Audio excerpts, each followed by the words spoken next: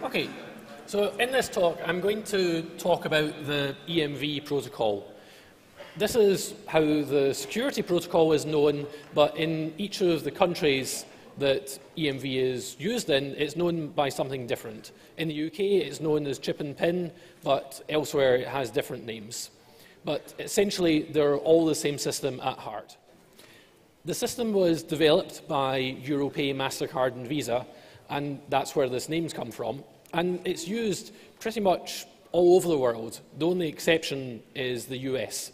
It's used for both credit and debit, although not all countries use that. And it's also used for both point-of-sale and ATM transactions. So the overall scheme is smart card payments. And as of this year, there are 750 million cards currently deployed. That's comparable to the number of internet-connected computers. But if you compare the amount of analysis that's gone into EMV compared to SSL and TLS, it hasn't got the attention that it deserves. The reason that I've got interested in this is that almost on a weekly basis, someone comes to me or one of my colleagues and says that they've lost some money from their account and the bank isn't giving their money back. The reason the banks say is because EMV is infallible. Therefore, if the computer says that your card made a transaction, then that card did do the transaction, and therefore it's your personal liability. You're responsible. What they'll often try to do is blame your friends and family. They'll say that someone else had accessed your card and used it without your authorization. And this is a big problem. At the last British Crime Survey, they found that 44% of fraud victims didn't get all of their money back. Some lost a little bit of money, but some lost a lot. I was talking to one just a few weeks ago who lost £10,000 and the bank haven't refunded them. So to understand how well chip and pin is doing, we can look at the fraud figures. Here, the UK is quite good because they publish quite detailed figures on the losses to the industry. And what we're mainly interested in is the period during which chip and pin was deployed. So it started in about 2002, but cards are expensive, and the bank didn't want to replace everyone's cards all at the same time, so they rolled out gradually, and the rollout was complete by 2005. I'm going to look at three different types of fraud. The first is counterfeit. This is someone making a copy of your card and then using it for fraudulent purposes. Then there's lost and stolen, where someone steals the card from you. Either they mug you, or they find your bag, or break into your car, get your card somehow, and then use it for purchases. And then finally, there's mail non-receipt. This is where the bank is sending you the card, and then the fraudster takes it out of the mail, or redirects it somehow, and then uses that card for fraudulent purposes. The chip and pin system is designed to defend against all of these, but in different ways. The chip has a cryptographic key which is used for carrying out the rest of the protocol. And the chip is designed not to release this key. And that makes these cards harder to copy compared to the magstripe system that came before. So the chip tries to protect against counterfeit fraud. But it doesn't protect against lost and stolen because obviously someone who has the card has the chip. So that's why the PIN was introduced, to prevent lost and stolen cards and mail non-receipt. In order to carry out a transaction with a chip and PIN card, you have to type in the correct PIN, or at least that's what was hoped. So if we look at how well these two measures have done, it looks fairly good in terms of the PIN. So lost and stolen has gone down, and mail non-receipt has gone down. But in terms of the chip, it's not quite as good, because as the chip and PIN system was rolled out, fraud went down initially, but then it started going up as the criminals started to adapt. I talked about this in 25C3, where I showed that it's possible to put a paperclip into one of these devices and then read someone's card number and their PIN, and then use this to create a fake card. And that's exactly what criminals have been doing. But now if you look at card-not-present fraud, that was something that chip and PIN was not designed to defend against. Card-not-present is internet orders or mail orders. Any sort of transaction where the card is not being physically presented to the person you're buying something off. And here you can see that fraud rocketed. As criminals found out that they weren't able to carry out their old types of fraud, they adapted. And then they did things like phishing attacks, where they would send you an email and ask for some card details, or do any number of different things, such as breaking into merchants and getting card numbers from them, and then using these for fraud online. So overall, the fraud figures after the introduction of chip and PIN was fraud increased. But things started changing last year. For the first time ever, card-not-present fraud went down.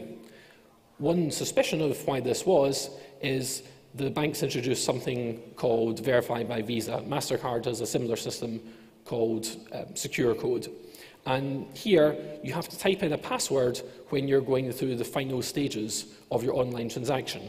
And that means that if you just get someone's card number, then that doesn't necessarily mean that you're going to be able to carry out online transactions. But it's not just the card-not-present fraud that went down. Last year, counterfeit fraud went down. And again, this is the first time ever, except just after the introduction of chip and PIN. Here, the reason is believed to be that although chip and PIN was introduced many years ago, it wasn't mandatory. It meant that if someone could steal your card details, for example, as I demonstrated, taking them out of a chip and PIN terminal, you might not be able to use those, you wouldn't be able to use those details in the UK, but you could take them abroad. What's happened now is it's much harder to use a non-chip and PIN card outside of the UK or outside of the country it was issued. The bank will quite likely turn it down unless you've told them that you're travelling. So that made life harder for the fraudsters. And if we look at the fraud figures overall, it starts to look fairly positive last year. The exception is online fraud. That's the blue line at the top. That's the only one that's been increasing. And I talked about that at last year's CCC, that even though many of the UK banks have deployed a system for doing using your EMV card for online banking authentication, it's not working all that well because fraud has continued to increase. The only time it decreased was in 2007, and that was because one bank was responsible for over 80% of all fraud.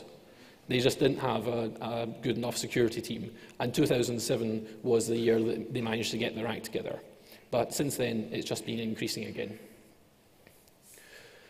Now, this starts to look fairly positive.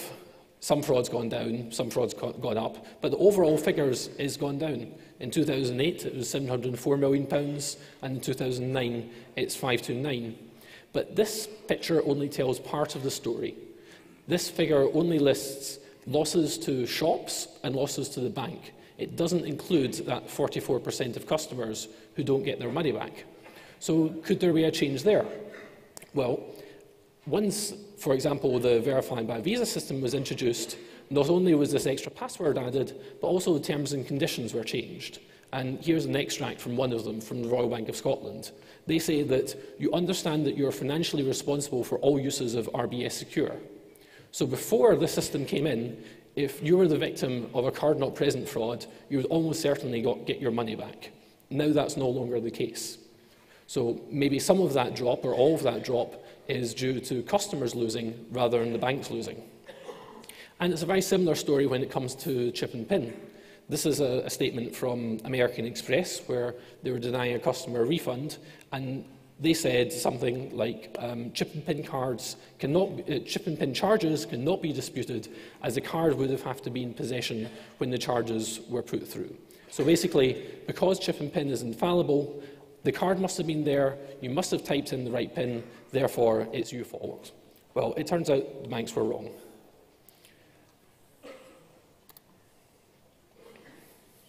We will stay with the question of money because most of us don't think twice about paying for something in a high street shop by keying in our PIN. It's easy, it's fast, and in most cases it works. But scratch a little under the surface and there are persistent reports of people who say they've been the subject of fraud of one kind or another on their credit card or their debit card. Now a team of computer scientists at Cambridge University has found a flaw in chip and pin so serious they think it shows that the whole system needs a rewrite. Our science editor Susan Watts has the story. We have to question the entire architecture that surrounds chip and pin. It really is time for a closer look to be taken at this whole area. This flaw is really a whopper. Well, we think this is one of the biggest flaws that we've ever uncovered, that has ever been uncovered against payment systems. And, you know, I've been in this business 25 years. This is a flaw on a system that's used by hundreds of millions of people, by tens of thousands of banks, by millions of merchants. So how does the attack work? Essentially what it does is exploit a flaw in the chip and pin system that allows the terminal to think that a correct pin was entered and the card to think that a signature authorized the transaction. So at the end, the receipt says verified by PIN. The bank is going to think that the PIN was entered correctly, but the criminal actually did not know the PIN. Cambridge University gave us permission to see if the attack works in real life. The team set up in one of the university's cafeterias. We obviously don't want to give out too much detail, but in simple terms, SAR is hooking up the stolen card to a chip. This is controlled from a laptop and runs software written by the team. All of this is hooked up to a fake card which slots into the actual shop terminal. The kit wouldn't have to be this big. The team's already working on miniaturizing it into a unit the size of a remote control. SAR has a trick up his sleeve. His dummy card has a concealed cable running up his arm to the kit in his backpack. So will it work? He doesn't need to know the actual PIN from the stolen card. Any combination should do. The stolen card is getting a message that the purchase has been authorized by signature. This mismatch should allow the transaction to go ahead. And yes, it does. The printout states it's been verified by PIN. In fact, SAR tried a handful of high street debit and credit cards, keying in 0000 as the PIN, and it worked every time. So is this attack happening in the real world? The Consumers Association thinks chip and PIN has helped to bring down instances of card crime, but many cases remain unexplained. It's very difficult to quantify exactly how big this problem is. What we do know from our investigations is that, say, around 14% of consumers on a representative basis will have said that they have suffered some kind of financial loss which they believe is through fraud. The percentage of that which is actually from this type of potential problem with chip and PIN is something that's a lot less clear. What we do know is that we do have cases that are brought forward from individuals which seem quite persuasive. We understand that behind the scenes, some of the banks are already working on fixing this flaw, but they obviously haven't all fixed it yet, because the banks didn't alert any of us to the purchases we made using the Cambridge attack, our cards, and a PIN of 0000.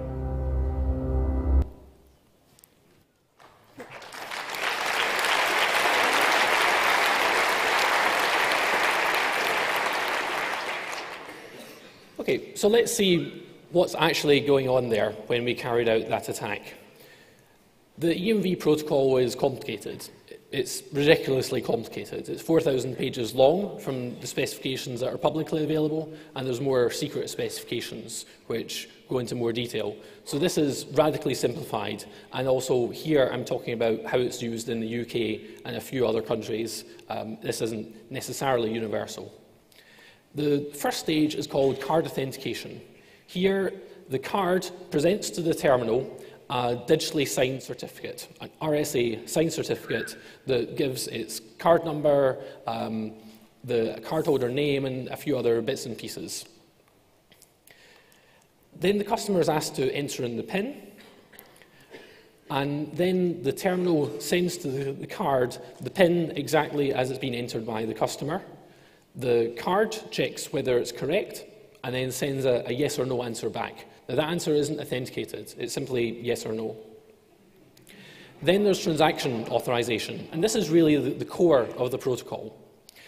So the terminal sends to the card a description of the transaction, so the amount, the currency, what type it is, the date, and a few other little things.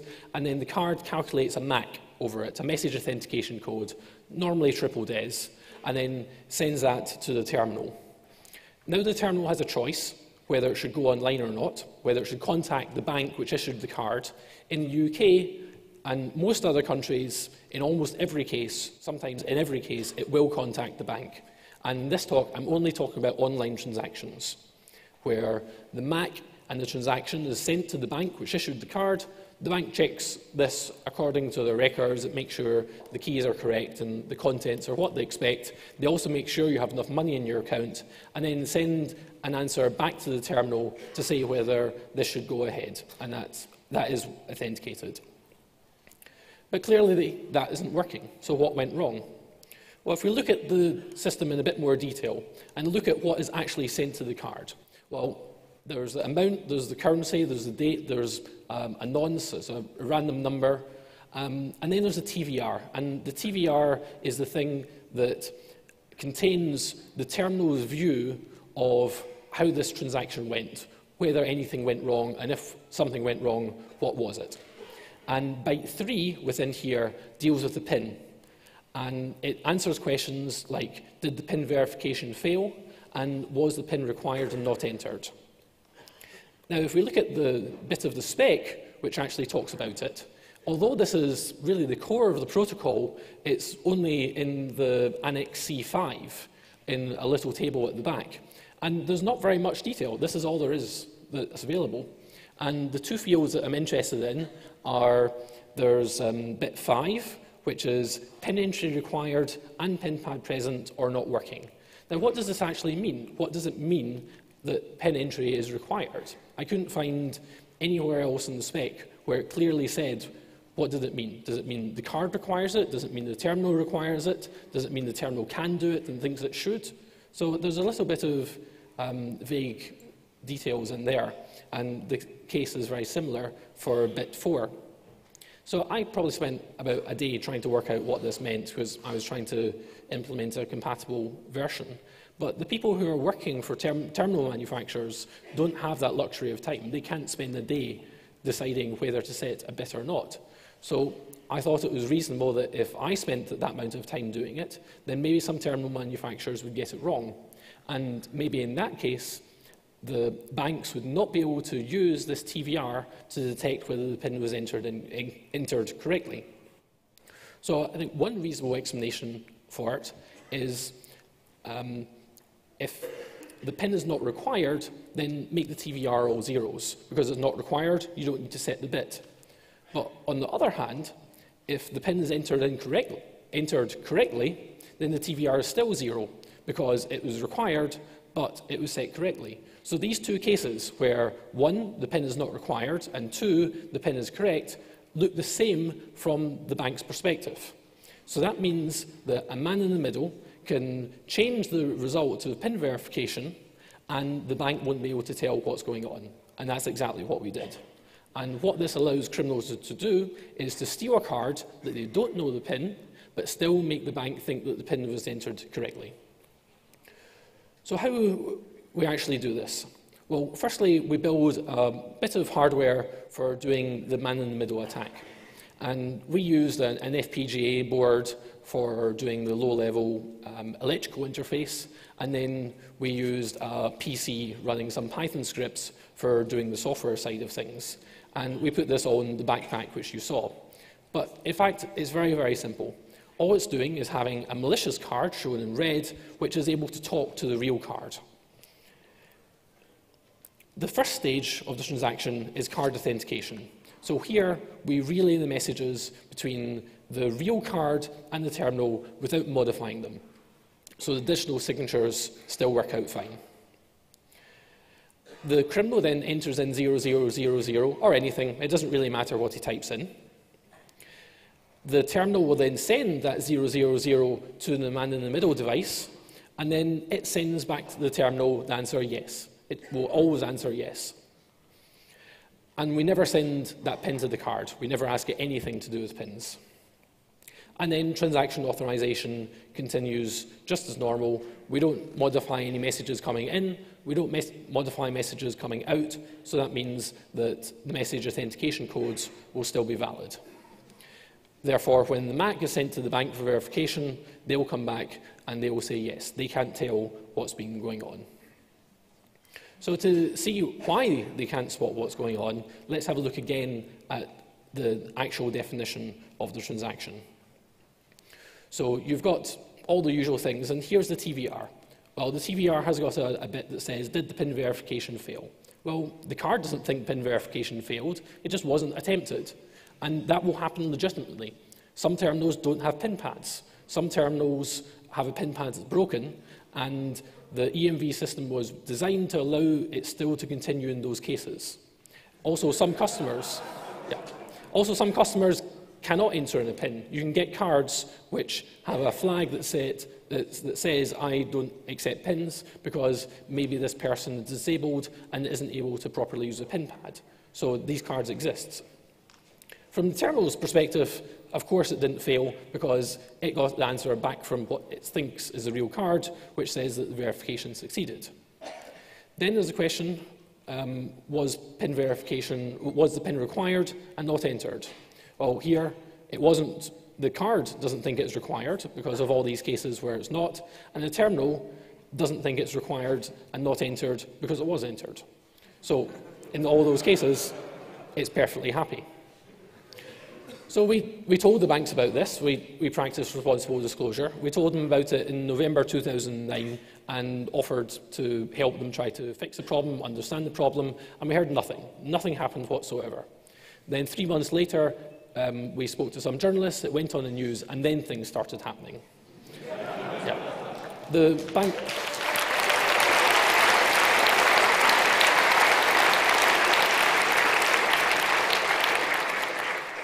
bank still didn't talk to us, but they did release a press release. This is from the UK Cars Association, who act as spokesman for the banking industry in the UK. So the first thing they said is that when a card company receives a claim about a fraudulent transaction, they will always rely on the primary evidence to review the facts, and they would never use a paper receipt for evidence. Because remember, in this case, the paper receipt will say the PIN was verified correctly, and supposedly the banks will not rely on that. But it turns out that claim is just simply wrong. Here's a letter, again from American Express, where you can see that there's a disputed transaction here for a few £1,000s, and it says that we were provided a copy of the till receipts confirming these charges were verified by PIN. And in this particular case, the only evidence that Amex have that this was a PIN-verified transaction is these receipts. But these receipts aren't worth the paper they're written on because of this flaw in the protocol. The Cards Association also said that the industry is confident that forensic signature of such an attack is easily detectable within the data available at the time of the transaction. So, is this always the case? Well, here's another transaction which was being disputed. This was for someone on holiday, and there was about £8,000 worth of foreign currency taken out from his account. And then they say that these are computerized records, so you can rely on them. And also, according to our records, all successful transactions were authorized with a genuine card and the correct personal identification number. Well, fortunately, this customer is able to get a copy of the receipt that was generated by the shop in these cases. And here's a copy of it. And it's got these cryptic hexadecimal characters at the bottom. But if we zoom in on byte 3 in there, which is a 08, and going back to that table, that says the PIN entry was required, the PIN pad was present, but the PIN was not entered. So the banks don't know.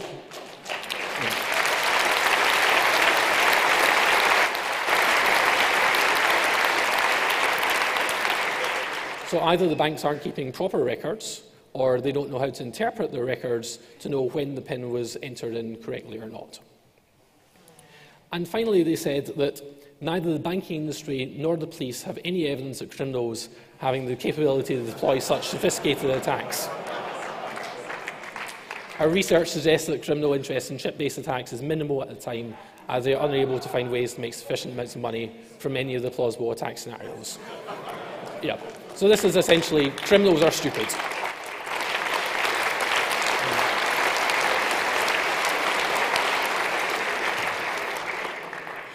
So one of the objections to our attack is that criminals wouldn't be able to do this because they'd have to carry a backpack into a shop, and somehow shops don't like that.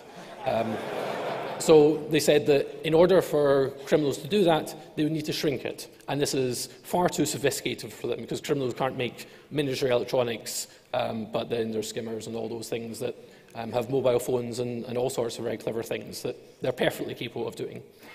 So one of our master's students, Omar Chowdhury, looked at how difficult it was to build one of these things. And that's what he came up with. So this is about the same size as a pack of cards, and it's got a battery, it's got a screen and a card reader and a fake card coming off the other side.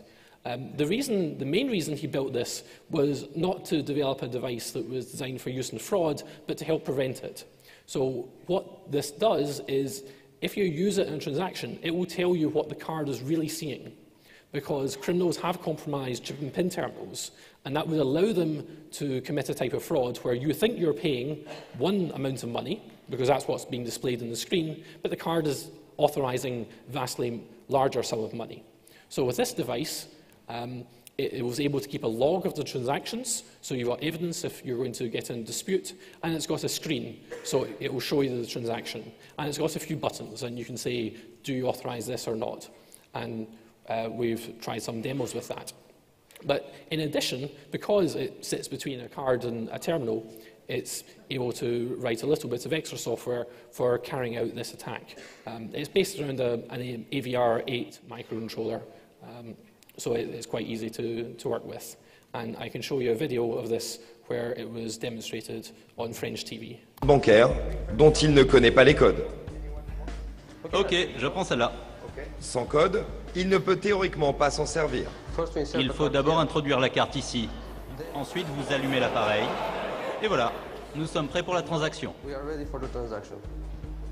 Direction, un centre commercial de Cambridge.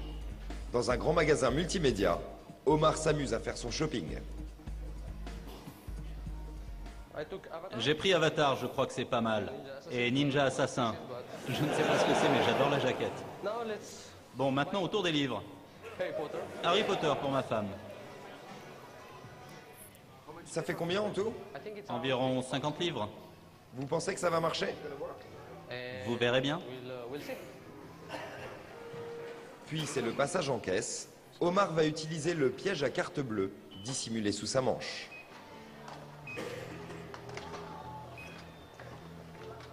« 57 livres 98, s'il vous plaît. » Le chercheur paye. Le caissier ne remarque rien d'anormal. Je rentre n'importe quel code. 4 fois 0, ce n'est pas le bon code. Et pourtant... C'est bon? Oui, c'est bon. C'est bon. Yeah.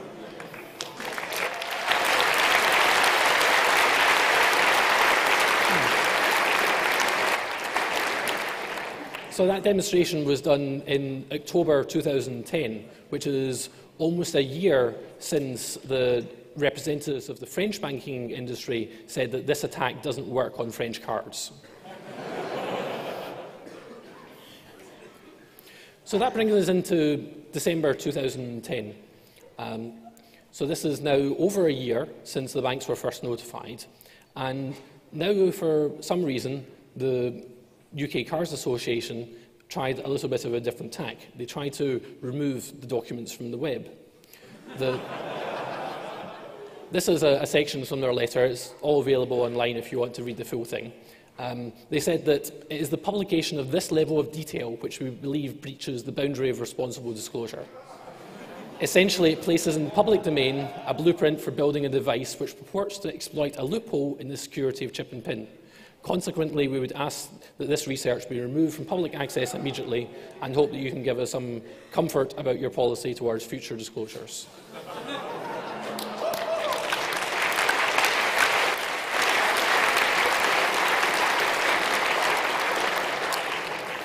So it's hard to know where to start when in explaining how wrong this is. So the first thing is it doesn't place in the public domain a device which carries out this fraud. The website where Omar gives away the source code and schematics for this device very clearly says that he did not include the code for carrying out this attack. Also, I don't think this breaches responsible disclosure. We gave the bank 3 months' notice in private, and it's now been over a year since they were notified, and so far only one UK bank has fixed it. The rest of the banks are still as vulnerable as they were when we first told them. So it didn't get very much traction within university, and Ross Anderson wrote a letter back. It's well worth reading the full one. It's quite fun, but here's one of the sections.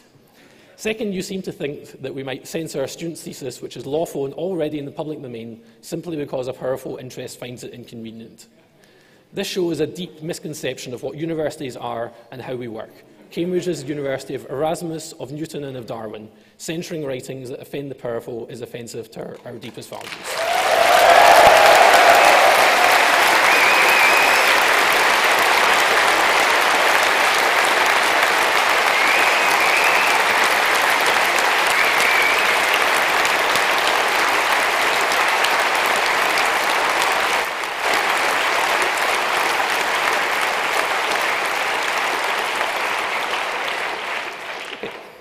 And what happens when you have some censorship? You have media coverage. So we managed to get on Reddit, Slashdot, Independent, Heise, Mail Online, and when I looked this morning, there were 103 news articles about this story. And if we want to see the effect this has on suppressing information, here's the downloads of it.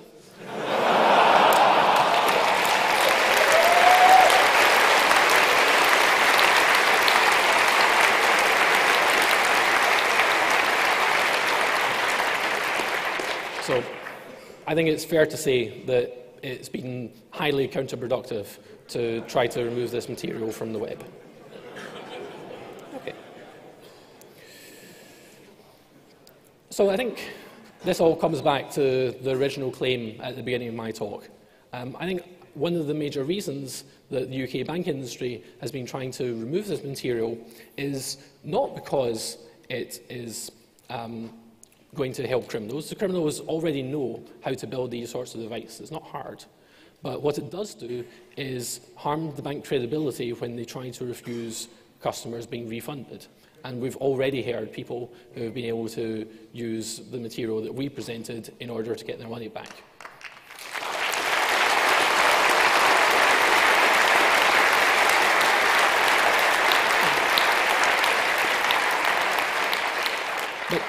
But there's still a lot more to do.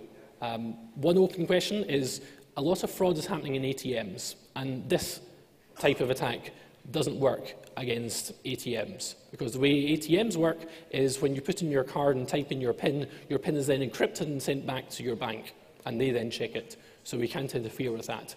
But still, we get people coming to us very regularly who say that their card hasn't been stolen, yet money has been withdrawn from an ATM, and then they haven't got their money back. We know how some of these are explained. There was one from a customer of Santander Bank. It was Abby at the time, Emma Wolf, and she had money taken from her account from an ATM. The bank said that it must have been her or her fiancé who had access to the card, and they wouldn't give her money back. But then, after quite a long battle, the police arrested one of the bank employees, and it turned out that bank employee was able to issue a second card under that person's name and then make the fraudulent withdrawals. So maybe that's happening, and maybe the banks are denying it, but we're not really sure. And then there's a lot more in the EMV specification. There's 4,000 pages of it. I'm sure there are some other bugs in there.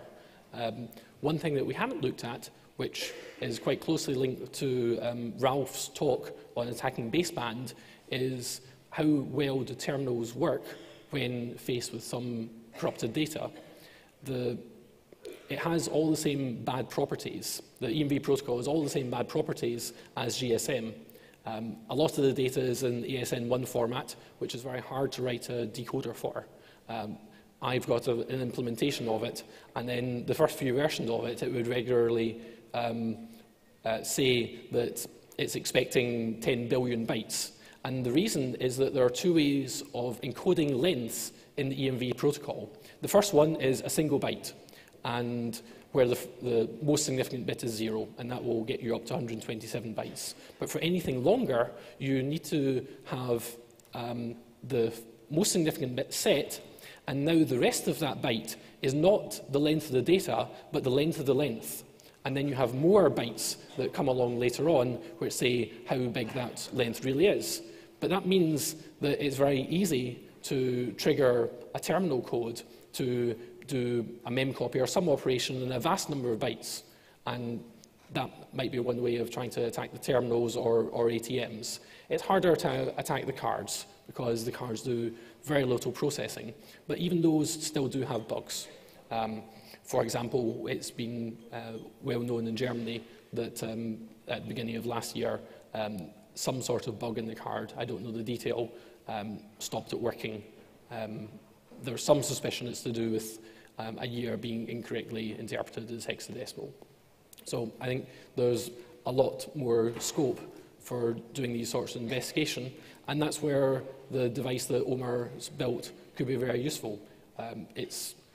The software is freely available, it's quite easy to manufacture the hardware, and it's something for you to experiment with.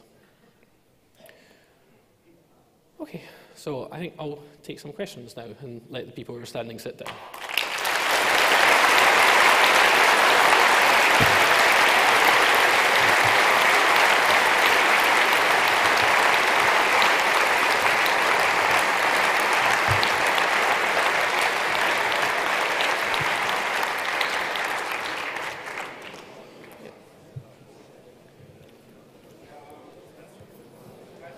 Yes. Yep. Anybody has questions, so please line up left and right to the microphones. And does the internet have any questions? Okay. Yes. The first question is in the beginning of the presentation, you said that the fraud went down in 2009, and that this possibly had to do with the added security measures.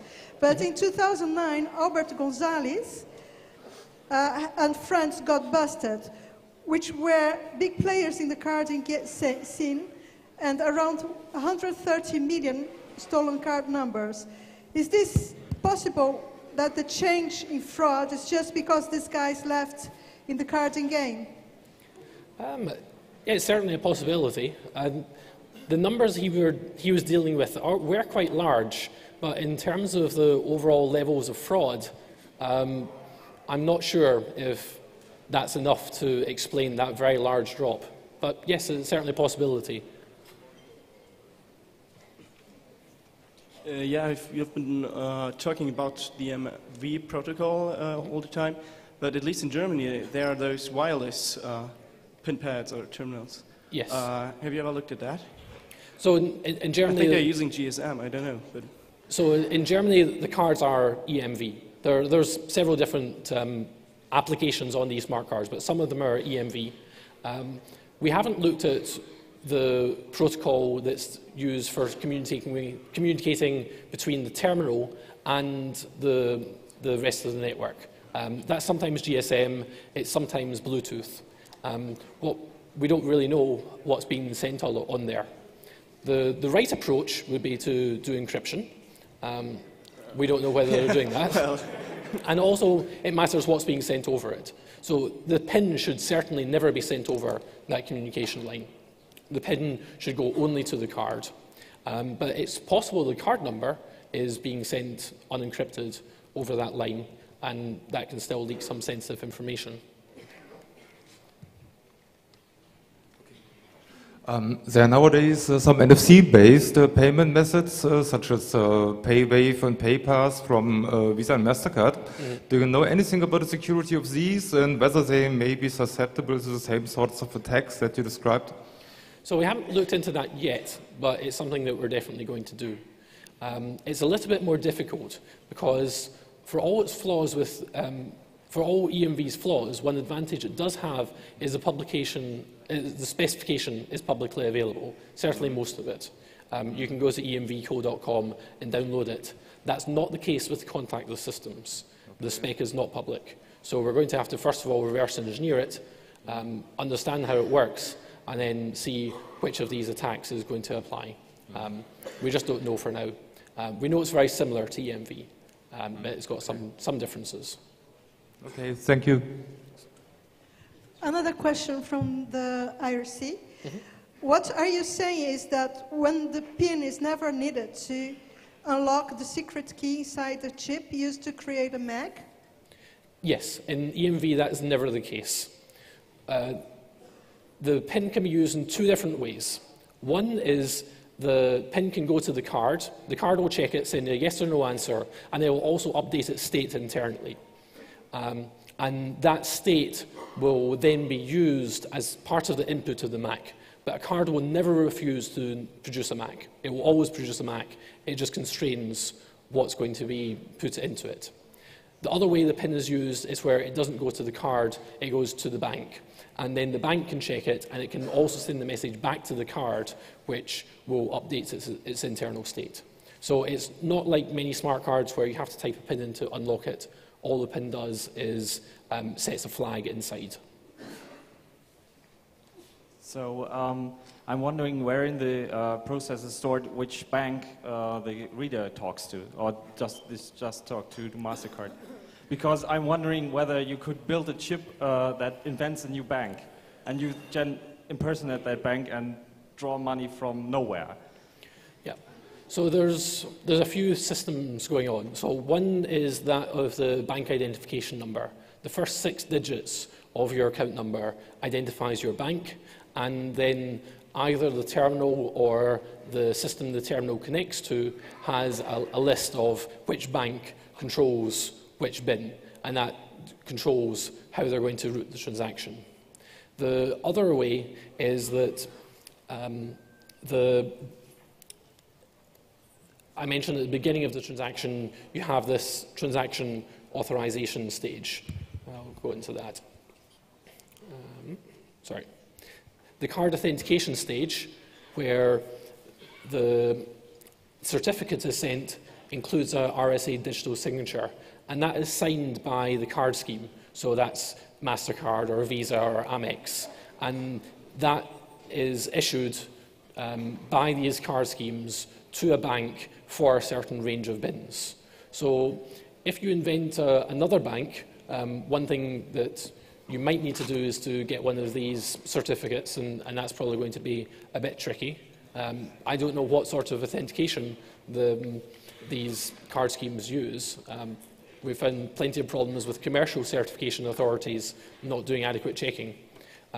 But I don't know what will happen if you give a terminal an invalid certificate, or a certificate doesn't exist, or just no certificate. It might still accept the transaction. I think it's something that would be worth trying. Hi. Another. Hello. You mentioned that one bank fixed this issue, so I was wondering how to fix it actually. So in addition to the TVR, there's another flag that is sent called the issuer application data. And this is proprietary between the person who made the card and the bank which issued the card. Effectively, it's the same organization. And this includes a number of bits, and one of them is the bit that you'd want to have, which is, was the PIN entered correctly or not? So the issuing bank can know whether the PIN was entered correctly or not, but the terminal can't, because the terminal isn't able to parse that field because it doesn't have any defined format. And I think that's how the banks are fixing it. They're using that flag. But although they know whether the PIN is entered correctly or not, they don't know whether it should have been. And a bank cannot do something like reject all transactions where the PIN's not entered, because there are plenty of cases where the PIN will not be entered.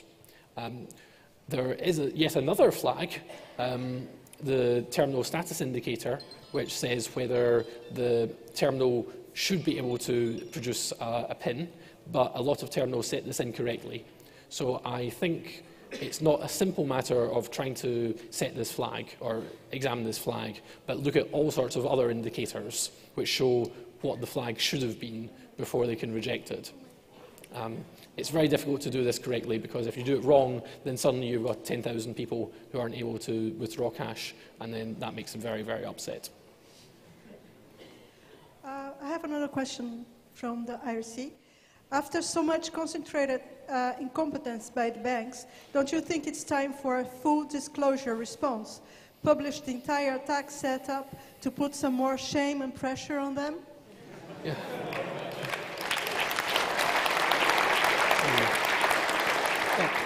It's difficult to know what to do in this situation. This is not the first time we've found a vulnerability in chip and PIN, and what we've always done is given them a few months' notice to see what would happen.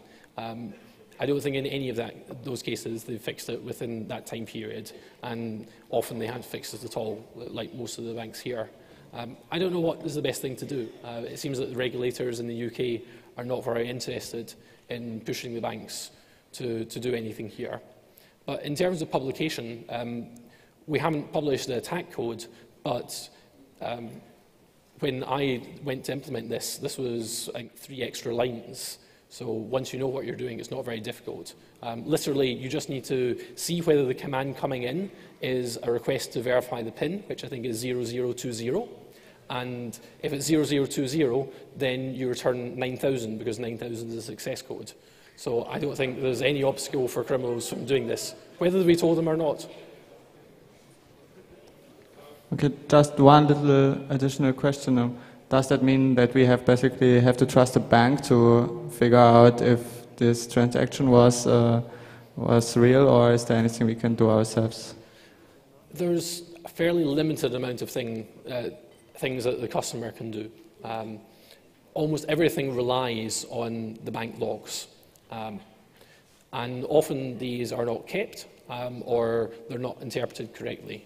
So I was an expert witness in one court case where the bank lost almost all of the logs for that, and they just had 1 byte left which said what was going on, but they wouldn't be able to give us an instruction manual which explained what that byte really meant. So they just effectively said that if it says 2B, it means the client's guilty.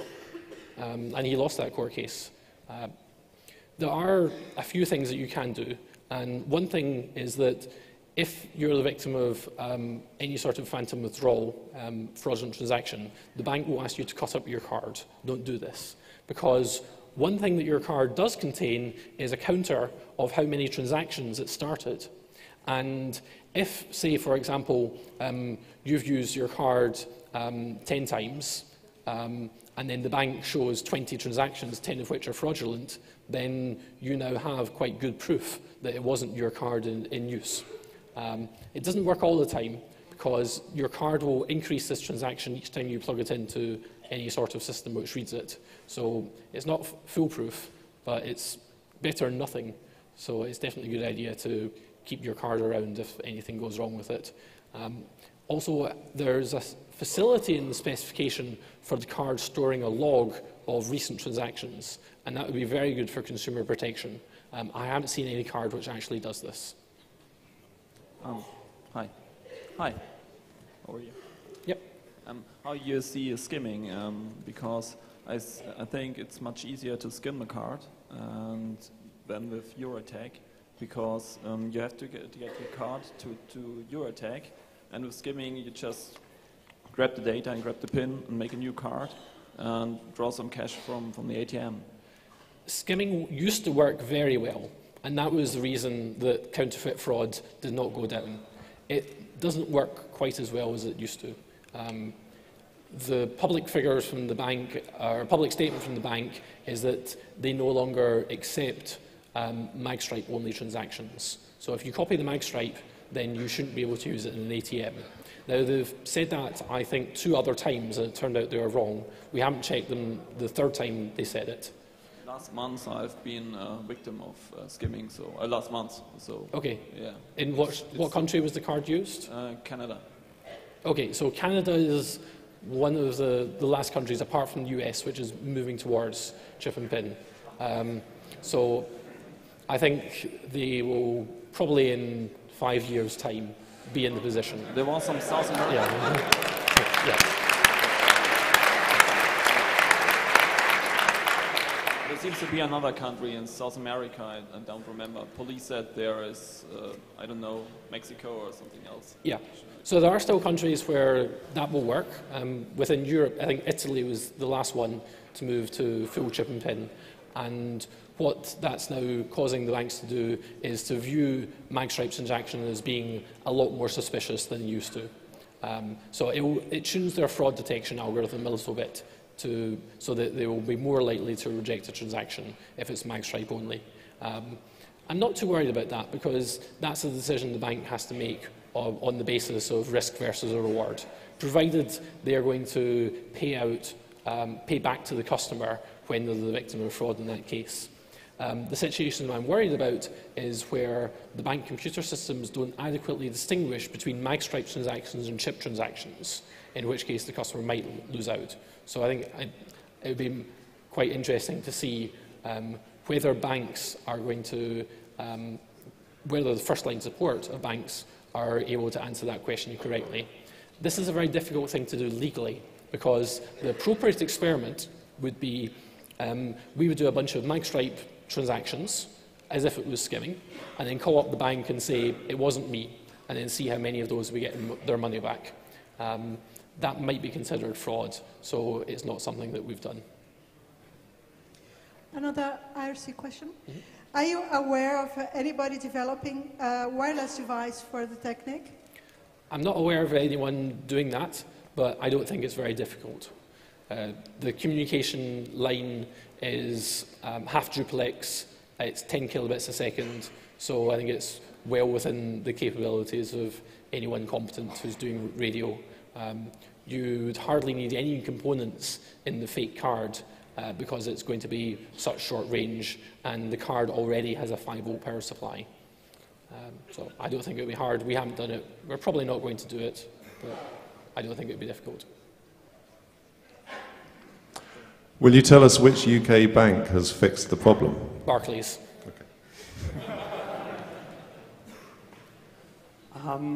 So what you created has a certain potential of criminal usage, and my question was, if we want to investigate things in the same corner, or what measures do we need to take beforehand, or have you taken to prove that we want to do white hat research and protect from criminal investigation? So it's very useful to do this work as part of a university.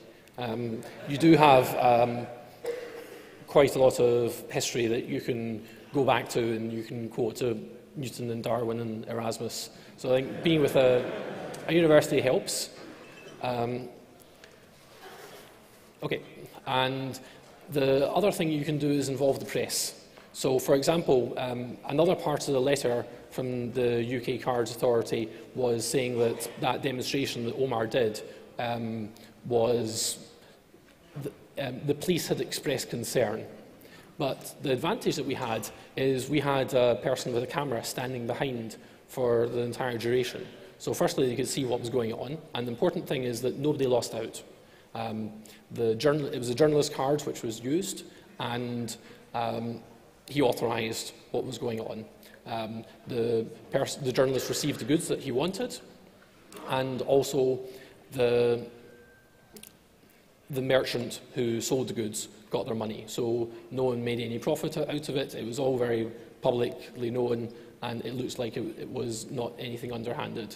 So I think try to involve the press and the university where possible, and a lawyer.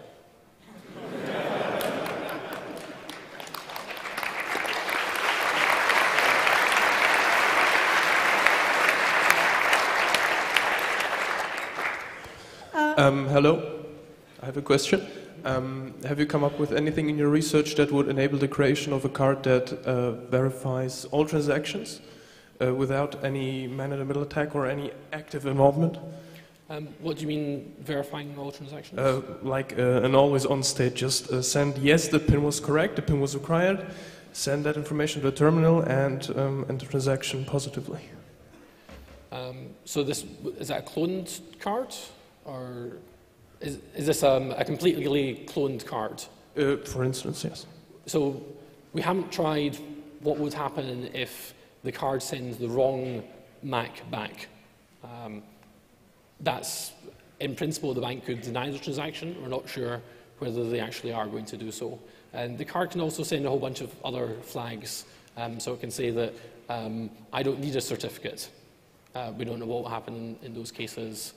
It can also say that I can never go online, and will the merchant terminal reject the transaction or just allow it? I think this all comes from EMV being so complicated. There are many, many options which are not being used, doesn't really make sense to use, and it's hard to know how the terminals in the bank systems actually deal with them. IRC is asking, what reasons are there to keep this specification secret other than their proprietary content? I haven't seen any rationale given for why this change has come into place, because they're not secret in a good way. They're secret is in that researchers are not able to get access to them, but pretty much everyone who works for a company which is willing to sign a bit of paper is able to get access to them.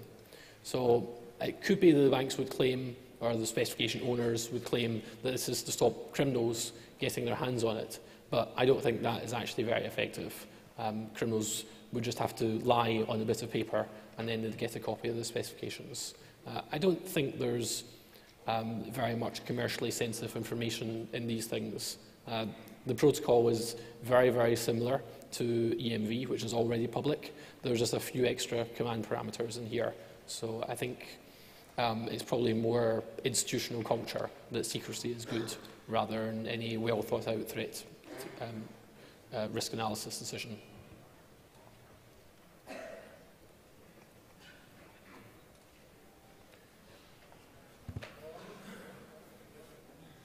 Mm-hmm.